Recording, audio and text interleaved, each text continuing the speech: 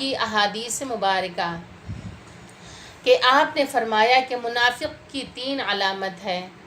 منافق کہ جو نفاق سے بھرا ہوا ہے، یعنی کہ وہ انسان کہ جو ہمارے منہ پہ ہماری جیسی اور دوسرے کے منہ پہ دوسرے کی جیسی باتیں کریں، یعنی ہماری تعریف ہمارے منہ پہ کرتا ہے اور جیسے ہی پیٹھ پیچھے ہوتا ہے تو ہماری برائیاں کرنے لگتا ہے۔ تو ایسے لوگوں کی پہچان بتائی ہے کہ منافق کی 3 علامتیں ہیں۔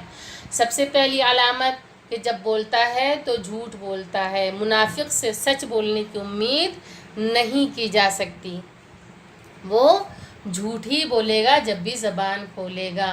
نمبر 2، جب وعدہ کرتا ہے تو وعدہ خلافی کرتا ہے۔ منافق کی ایک علامت میں سے یہ بھی ہے کہ وہ اپنے وعدے کو وفا نہیں کرتا بلکہ اپنے وعدے کو توڑ دیا کرتا ہے۔ تو ایسے لوگوں سے انسان کو ہوشیار رہنا چاہیے۔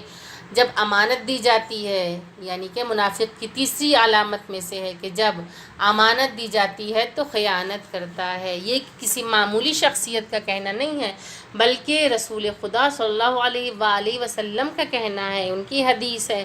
انہوں نے یہ تینوں علامتیں بتائی ہیں کہ نمبر 1، منافق جب بولتا ہے تو وہ جھوٹ بولتا ہے۔ نمبر 2، جب وعدہ کرتا ہے تو وعدہ خلافی کرتا ہے۔ نمبر 3، جب امانت دی جاتی ہے تو وہ خیانت کرتا ہے۔